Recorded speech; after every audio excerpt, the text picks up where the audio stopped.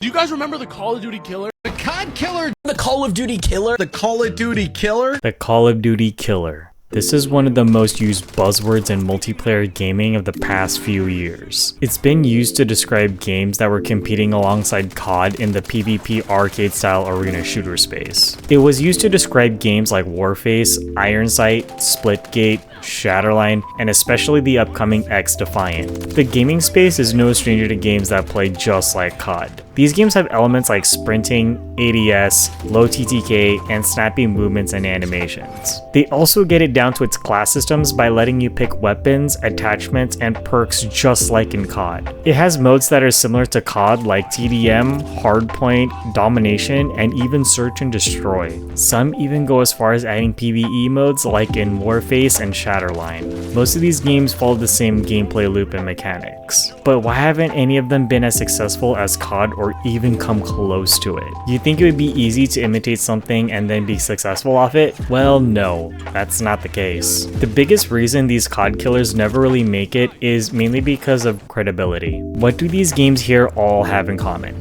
They're all made by smaller studios that don't have as much credibility in the gaming industry in comparison to the likes of Activision. Iron Sight is made by Whipple Games, which this is their only game. Shatterline is made by Frag Lab, in which this is also their only game, though their team is consisted of former devs from Crysis, Battlefield, and Metro. Warface is probably the most renowned out of the COD killers on here, mainly because it's made by Crytek, the folks that got you the early Far Cry games and Crysis, though none of them are near the powerhouse of Activision or any major dev and publisher. These companies don't really have much backing or credibility to garner the attention of the COD audience. But this is where XDefiant has stepped in to compete with the giant that is Call of Duty. The core gameplay loop of XDefiant is just like all these other COD-style arena shooters we just mentioned.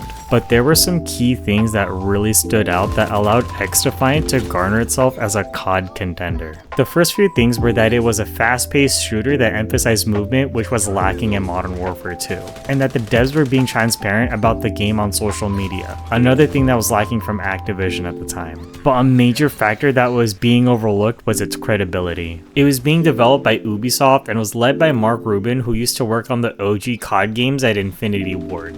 It even consisted of former pro players and Infinity Ward devs. Those are all very remarkable aspects as to why this game garnered that sort of attention. Ubisoft is among the major publishers with EA and Activision that are competing in the multiplayer space. They also have games like The Division and Rainbow Six as a way to back their credibility. These may not be the most favorite games to a handful of folks in the gaming market, but they've garnered enough credibility for them to achieve this level of visibility. Part of its success and hype came from during a time when Modern Warfare 2 was at its lowest point, with players complaining about its superbly low skill gap and lack of movement in the game, and its lack of transparency from the developers. But Ubisoft's credibility in the games industry gave it the proper boost it needed in order to be a proper contender. These other devs who make these COD killers may have had more transparency than Activision has had, but their credibility has garnered them a small niche following in their communities. People are playing COD not just because of its gameplay loop, but also because of the name brand.